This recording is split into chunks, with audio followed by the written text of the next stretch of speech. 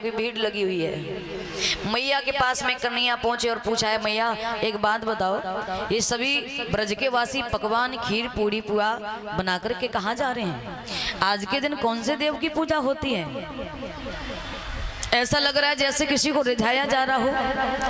मैया ने कहा कि लाला, आज के दिन इंद्र देव की पूजा होती है, इसलिए ब्रज के नर नारी पकवान खीर पूड़ी पुआ बना रहे हैं।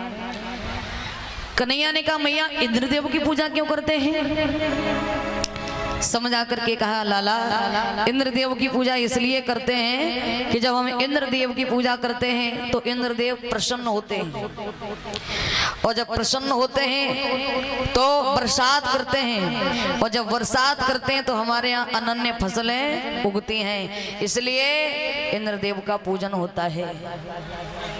भगवान बोले, मैया ये दुनिया कितनी स्वार्थी है। अरे जिसकी पूजा की जाए लोग उसकी पूजा नहीं करते हैं, कितनी बेढंगी दुनिया है, और जिसकी न की जाए लोग उसकी पूजा करते हैं।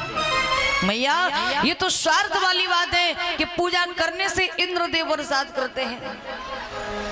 पूजा करने की क्या आवश्यकता है? अरे इंद्रदेव का तो काम ही यही है बरसात करना, फिर ये पूजा किस बात की है? बड़ी बेढंगी दुनिया मैया। और बोले समझा करके मैया कि बेढंगी